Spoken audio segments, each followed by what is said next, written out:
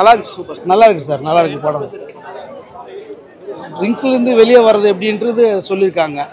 அதனால எவ்வளோ அவஸ்தைப்படுறாங்க, ட்ரிங்க்ஸ் பண்ணால் எவ்வளோ அவஸ்தை ஆகுது, அதுலேருந்து வெளியே வந்தது எப்படின்றது சொல்லியிருக்காங்க.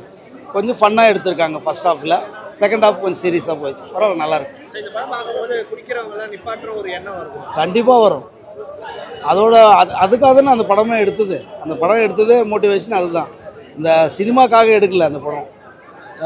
ட்ரிங்க்ஸ் பண்ணிட்டு அதுலேருந்து எப்படி வெளியே வந்தாங்க அப்படின்றது தான் படம் எடுத்துருக்காங்க. நல்லா நடிச்சிருக்காரு, நல்லா நடிச்சிருக்காரு. பரவாயில்ல, நல்லா இருக்கு. ஒரு பாட்டு நல்லா இருக்குது. பரவாயில்ல, காமெடி கூட ஃபன்னாக தான் போகுது, நல்லா இருக்கு. அதாவது என்ன எதிர்பார்த்து வரணும், ஒரு லைஃப்பில் இப்போது குடிச்சிட்டு எவ்வளோ அவஸ்தைப்பட்டுன்னு இருப்பாங்க, அந்த அவஸ்தையிலேருந்து எப்படி வெளியே வர்றது, இதுதான் கதை.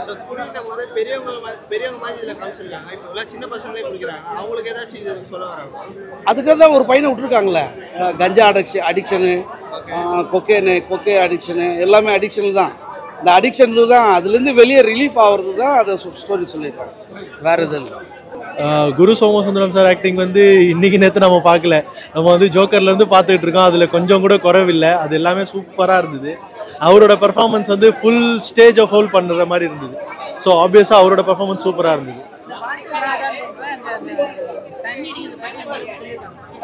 இல்லை, அது வந்து வெகுஜன மக்கள் வந்து அதை வந்து ஒரு பெரிய ஒரு எப்படி சொல்றது, தீண்டத்தகாத விஷயமா அவங்கள ஒரு கேவலமாக பார்க்குறாங்கன்றது ஆப்வியஸாக உண்மைதான்.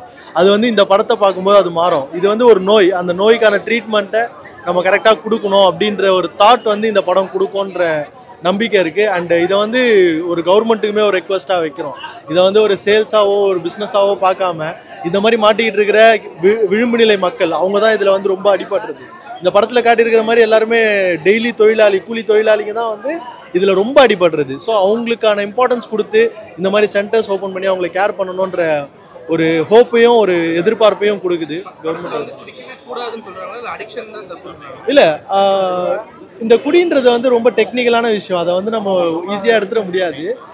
அடிக்ஷன் தப்புன்றதும் சரி, குடின்றதே தப்புன்றதும் சரி, நம்ம எடுத்துக்கிற விதம் தான். லிமிட்டாக ஸ்டார்ட் பண்ணி தான் இன்றைக்கி நிறைய பேர் அப்படி ஆகுறாங்க. ஸோ அதை வந்து கரெக்டான விஷயமா ஹேண்டில் பண்ணியிருக்காங்க. இது வேணும் வேணான்ற சாய்ஸ்க்கே இவங்க போல. இதனால் அடிபடுற விளிம்பு நிலை மக்கள் அதை யோசிக்க மாட்டான், அவனுக்கு அதை யோசிக்க வராது. ஸோ அதை யோசிக்க வைக்கிற படமாக தான் இந்த படம் இருக்குது.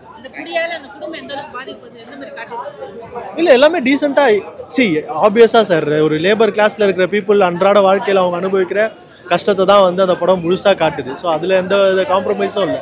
100% படம் சூப்பராகவே இருந்தது.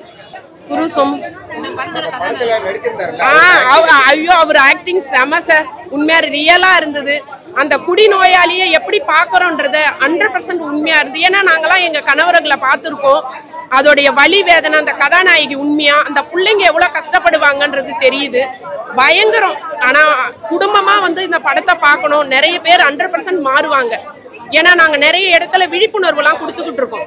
ஏன்னா என்னைக்கு நான் நல்லா இருக்கேன்னா 10 பேர் வரணும்னு தான் நான் நினைக்கிறேன். ஒருத்தவங்க வந்தால் கூட அந்த ஏஏ மீட்டிங்குள்ளே என் குடும்பம் 100% நல்லா இருக்கும். இன்னைக்கு எங்கள் குடும்பம் நல்லா இருக்கு. என் பிள்ளைங்களாம் இன்னைக்கு காலேஜ் நல்ல இப்போ ஐடி ஃபீல்டில் இருக்காங்க, எல்லாமே சூப்பராக இருக்காங்க.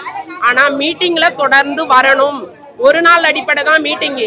நான் அடிஷ்னல் சென்டர்ல இருந்து நான் வீட்டுக்கு வந்தா மாறிடுவேன்றதுலாம் வாய்ப்பே கிடையாது. மீட்டிங்குள்ள இருக்கணும். நானும் என் ஹஸ்பண்டும் தொடர்ந்து மீட்டிங்குள்ள இருக்கோம். இன்னைக்கு எங்க வாழ்க்கை சூப்பரா இருக்கு. தேங்க்யூ.